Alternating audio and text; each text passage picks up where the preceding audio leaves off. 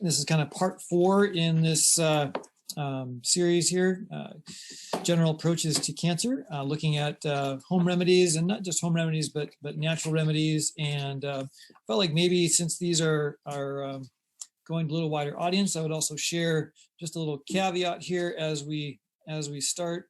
And basically that's this statement here, that as you navigate any health challenge, it's always recommended that you partner with a medical practitioner that shares your philosophy of the care of the human body in disease and in health. The information shared in this presentation is meant to educate and improve your wellness toolbox and aid in returning to health if sick and maintaining good health when well. It should not be construed as medical advice, simply as tools that have been used successfully by others in similar situations. As always, investigate and verify any treatment, protocol, or procedure, wherever it comes from, for yourself, not blindly accepting anything without due diligence. And I like this quote by Thomas Edison that says, "The doctor of the future will give no medicine, but will instruct his patient in the care of the human frame, in diet, and in the cause and prevention of disease." He was a pretty intelligent man. If you look at all the different things, we visited one of Thomas Edison's workshops, and it was quite a very interesting experience. And he was very forward-thinking in his assertion there. So we'll kind of continue on in some of the different herbs, plants that have shown some benefit in various ways in working with people who have various forms of cancer. So it kind of goes across the board here a little bit, but Coleorrhiza odont, tooth, it means tooth, and there, Odontorrhiza. It's basically in the orchid family, and it has a very beautiful little blossom. It actually has no chlorophyll, as you can see in these pictures. It actually is what kind of saprophytic, which means that it derives its nourishment from its the roots upon which it grows of other plants. So it's a beautiful little plant, and it has the flower in the upper picture, and the lower picture shows it after it's flowered and gone into its decline phase. But the part that's used is the root, and it actually has some fairly beneficial qualities associated with cancer. One of the ways that can be used is to make a tea of the root. And if it's external in particular, just dip a cloth in that and bathe, basically a mild fomentation, so to speak, on the tumor area. What it does do is it can cause profuse sweating without causing the body to go into stress to go and do that sweating. So in that regard, it's very helpful with regard to helping break a low temperature fever. Sometimes when a person goes into an induced fever or sweat, it can be fairly stressful on the body. It can be acquired as a tincture. You just want to make sure that you follow the directions that are on the tincture. Tinctures are kind of concentrated extracts of the root. If you're going to make a tea of it, you would want to use a ½ ounce of the root to 1 gallon of water. So it's fairly dilute as far as other herbs go. Usually it's like an ounce to a pint or something like that. And this is a ½ an ounce to a gallon of water. So it's fairly dilute, and you can drink it just like you would drink water, drink freely.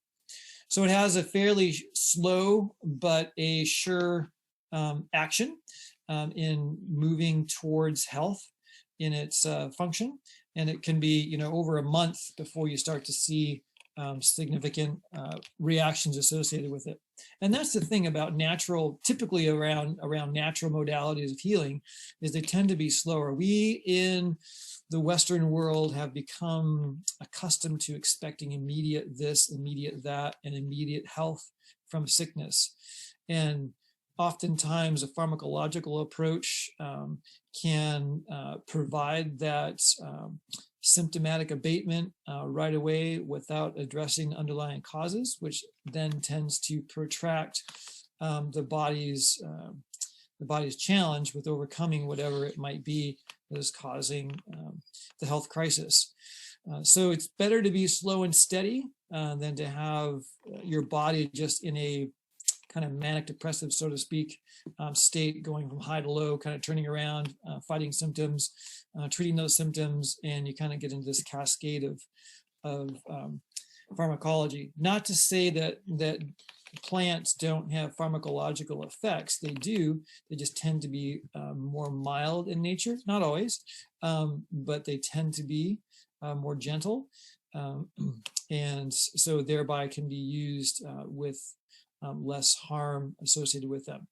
It still makes sense to pay attention to the various intake levels and associated factors with raw plant sources as compared to the drug paradigm. So the next one that we'll look at is actually a combination of synergistic herbs that have been found to work well together to benefit cancer reversal. So red clover blossoms, we've talked about that before, as being a very beneficial herb. And as I was doing some reading, also noted that under white clover, it says to use as red clover. So white clover blossoms have a similar usage as red clover blossoms. So they can be helpful too. Blue violet, the blue violet can actually be used the entire plant, root, flower, and leaves. And that's a wild blue violet. Probably not your standard garden variety African violet, but we're talking about the wild violets. Sometimes, I think growing up, we had them in our lawn. Sometimes they're actually yellow varieties that I've seen out in the woods here. And those may be just a variant and could be used possibly too, but particularly the blue violet is indicated. Burdock root. So this is a picture of the burdock plant. I remember growing up and being aware of the burdock plant. The burrs can be clustered together like Velcro, essentially. They're very large burrs. There are a number of different docks in the dock family. So down below on the far left is yellow dock root. So that's another kind of dock. It doesn't have the burrs, but you can see the yellow tone to the yellow dock root. So the root of the yellow dock, dandelion root, rock rose, using the root and the leaf on the rock rose, and goldenseal. So these 7 plants mixed together can be very beneficial in usage in situations of cancer. You might want to research for the optimal ratios, kind of play around with them a little bit if that's something you want to use. But in and of themselves, each of those things have a different role. For example, in fact, it's indicated here in the kind of in the context of cancer, but each one of those on their own has a multiplicity of different positive benefits to physiology. So they're not just specifically indicated for this. In fact, if you look at many different things, they have multiple beneficial uses, and we're just kind of keying in on one particular beneficial aspect of these various natural plants. I like to find things that are fairly common if possible. Goldenseal is actually a fairly uncommon wild plant. It is being cultivated commercially, so it's a fairly expensive herb to get, but it does have a lot of value. We'll talk about this a little bit later. It can be used for a lot of different things. So that's one of the beauties of plants and the way God has created nature, that they are able to help us in many different ways. Slippery elm. I remember learning about this as a kid. Slippery elm, Ulmus fulva. There's an elm tree there in a cemetery. Has these nice kind of winged pods associated with it. The leaves look a little bit like maybe an alder or a beech leaf, but very different morphology of their seeds and the bark. The inner bark is what's used.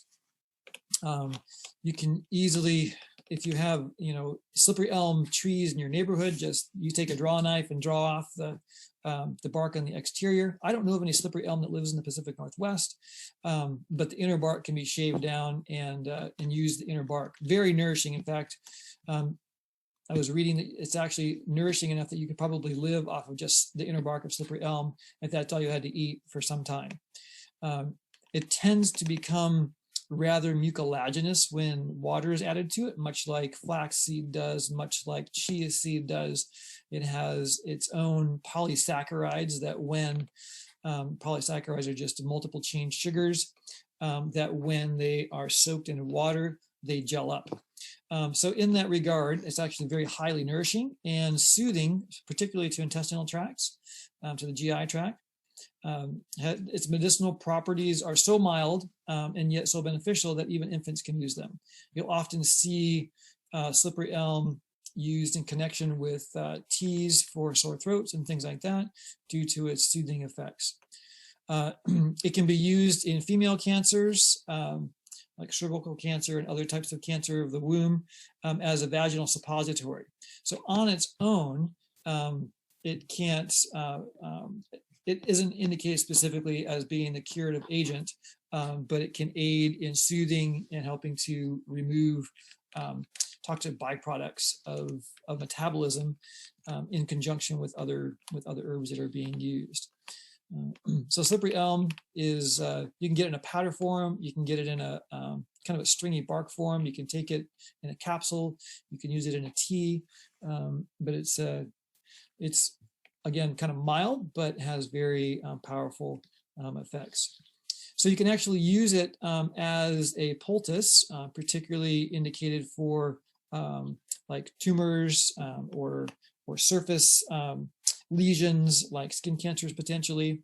So this is looks like a little nest over here on the right, but that's the shaved bark of the slippery elm. So you can use 2 parts of slippery elm to any one of these 5 or 6 different components by themselves, or with whatever you happen to have of those all together. It's a very beneficial poultice. So slippery elm, 2 parts to 1 part cornmeal, 1 part bloodroot, 1 part blue flag, 1 part comfrey, 1 part chickweed, and ragweed. So all combined together into a thick paste. Once they've been mixed, add warm water to it, and then use that thick paste as a poultice.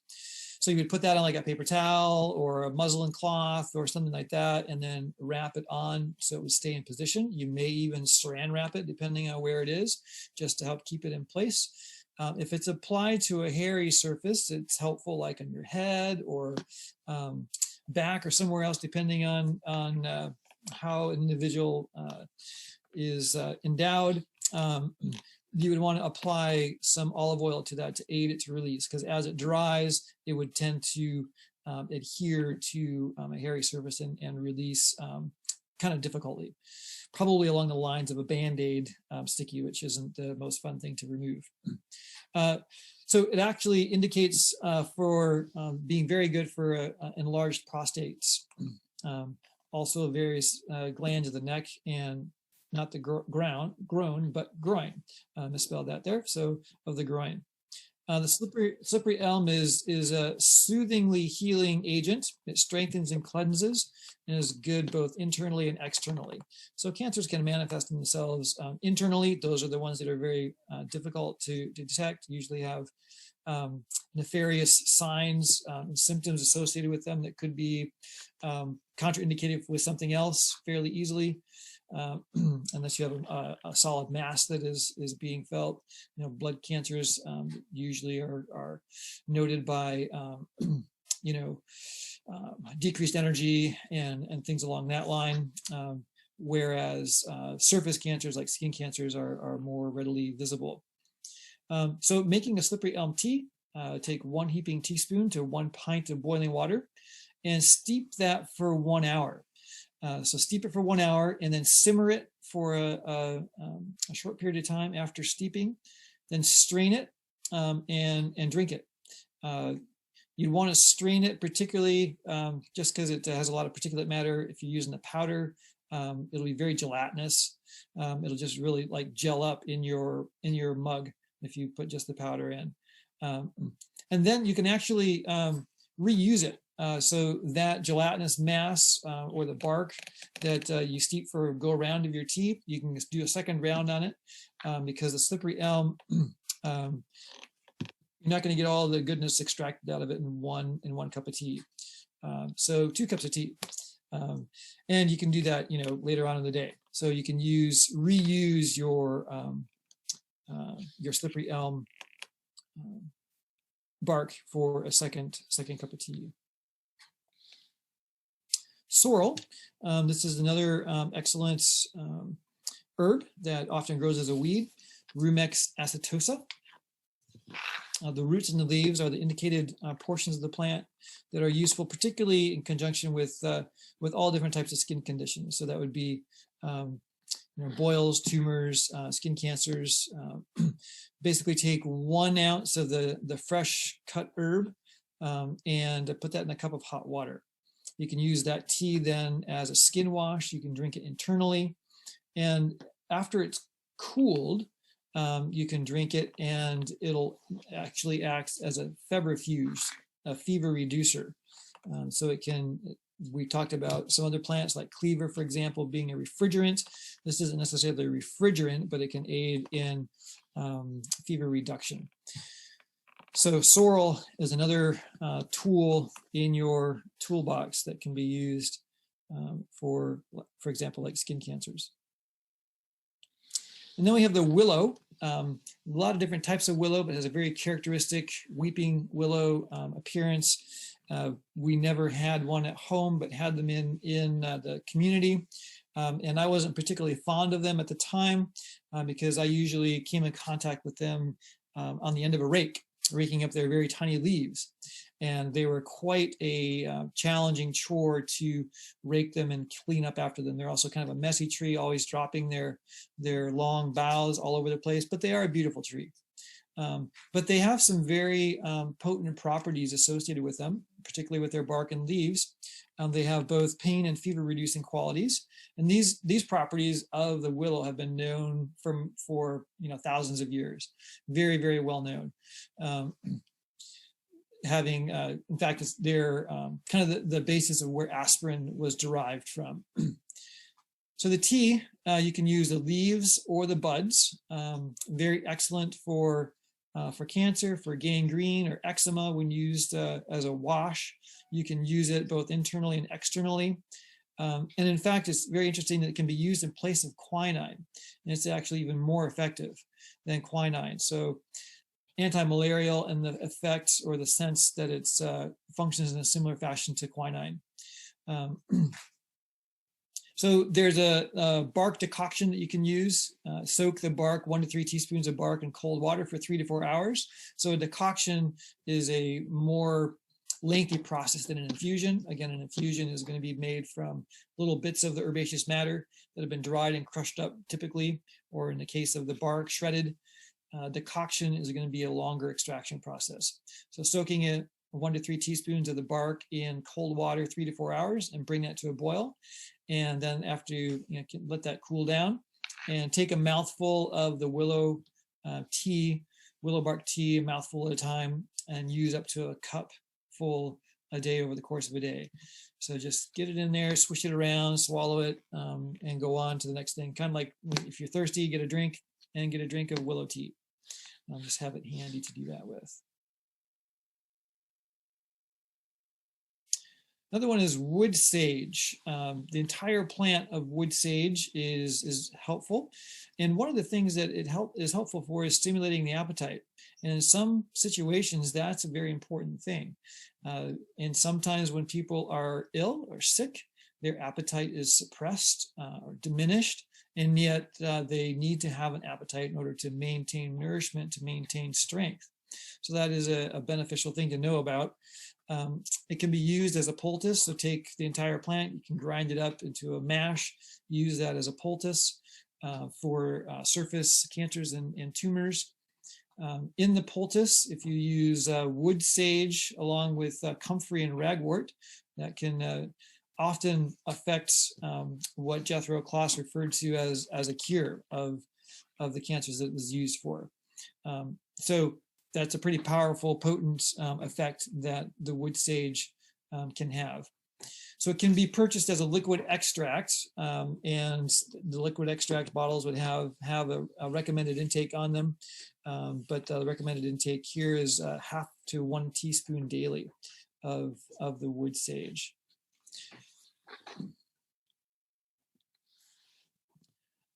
One of our family's favorite plants, actually my mom, her favorite plant is the quaking aspen, favorite tree. Just very striking in the fall with the golden yellow. We have those beautiful trees on the east side of the Cascades here in Washington State. But the poplar or the quaking aspen can be used in a variety of ways. And as I was looking at it, some of the ways are very similar to that of the cottonwood buds. But the bark, buds, and leaves are all useful parts of the quaking aspen. And again, here's another thing that can be used as a quinine substitute. And actually it's said to be more effective than quinine and have none of the side effects of quinine. So quinine is an ancient drug, and it's interesting that it's used extensively, particularly in the tropics. But there's naturally occurring things in our latitude. Willow, was it willow? No, it was goldenseal, and the poplar have similar effects and can be substituted for quinine. It functions as a great tonic. So a tonic is a substance that functions to move the body towards a state of health, as opposed to a stimulant, which is more abrupt in its actions. A tonic is gentle and longer term in its effect. Very helpful as an external wash for skin cancers, as well as gangrenous wounds and ulcers. So gangrene is essentially a bacterial blood infection that can end up resulting in amputation if not addressed and arrested in its progression. It's also noted as being excellent for influenza. So it must have some antiviral type of effects. 1 teaspoon of either the buds, barks, or leaves, whatever you happen to have handy. So basically that makes it handy for any time of the year, which is wonderful. If it's wintertime and there's no leaves or buds around, you can just go get the bark. If it's early in the spring, you can use the buds. All through the rest of the year, you can use the leaves. So very, very handy in that regard. I have some friends locally here who have transplanted quaking aspen into this side of the state. So it does grow here, but not naturally occurring. You can have your own little stand.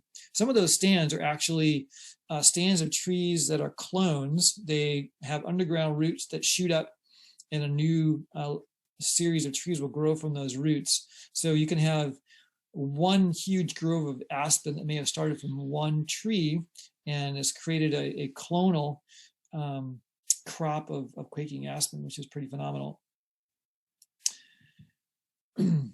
So you want to use those buds, leaves, or bark in a teaspoon of those in 1 pint of boiling water, and then use 1 to 2 cups a day, and that should be used cold. So let it cool down before you consume it, and then swallow just a swallow at a time, kind of like we just referred to earlier with the previous herb. Then we have goldenseal specifically, so Hydrastis canadensis. The part that's beneficial again is the root, another quinine substitute. So we kind of bumped down several here that I saw indicated specifically as being substitutes for quinine, functions as good or better than quinine itself. The powdered root can often be applied to skin cancers, particularly those associated with smoking. So around the lips and face, can have cancers that develop from the use of tobacco. But you want to keep an eye on those kind of cancers. If they aren't responding to the goldenseal as a first line of defense, you may need to go on for additional help. Those types of cancers are very pernicious when they get going. So the tea of goldenseal tea for using as a wash, 1 teaspoon per pint of boiling water. And you want to boil that for 20 minutes and then wash it with the tea, and then you can follow up with a powdered ash onto that moist area with the powdered root following the washing. Then you could cover that perhaps just to keep it intact for a period of time and use that on the skin surface. So those are some of the herbs that we highlighted tonight with respect to looking at ways to address various forms of cancer that one may encounter in others, or perhaps even in yourself.